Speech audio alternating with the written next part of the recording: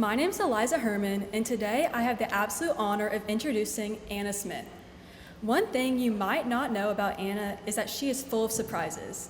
Literally, she walks into school each week with a different hair color.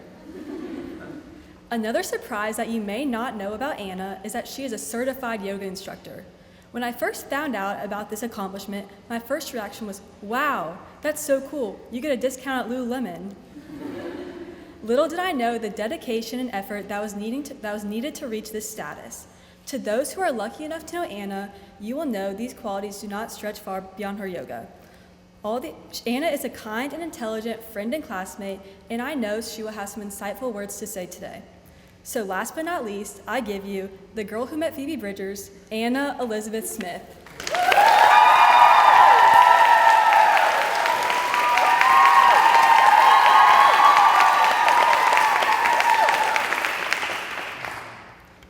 Every day I wake up, I get out of bed and put on the same uniform, shorts, a skirt, and one of the college sweatshirts in the rotation.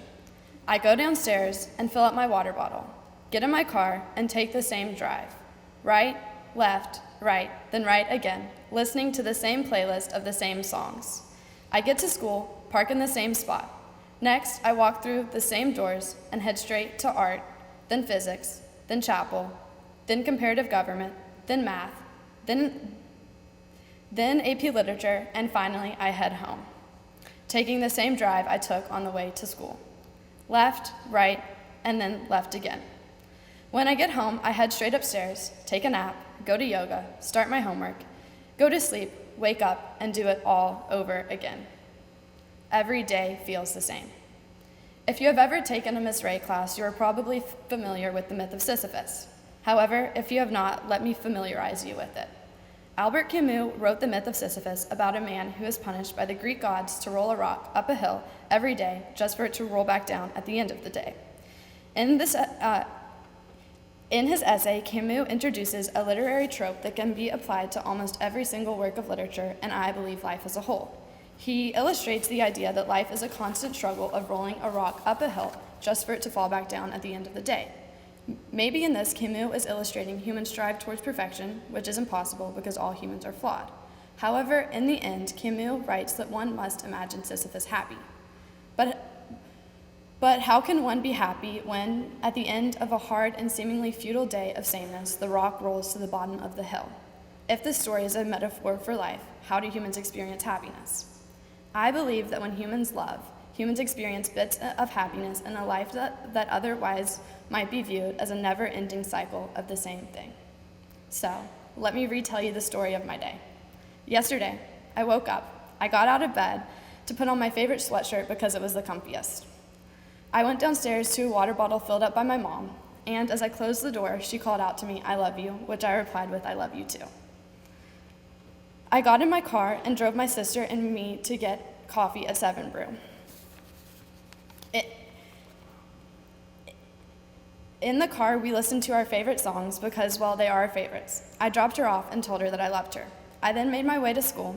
I got my favorite parking spot, meaning it was the closest to the door.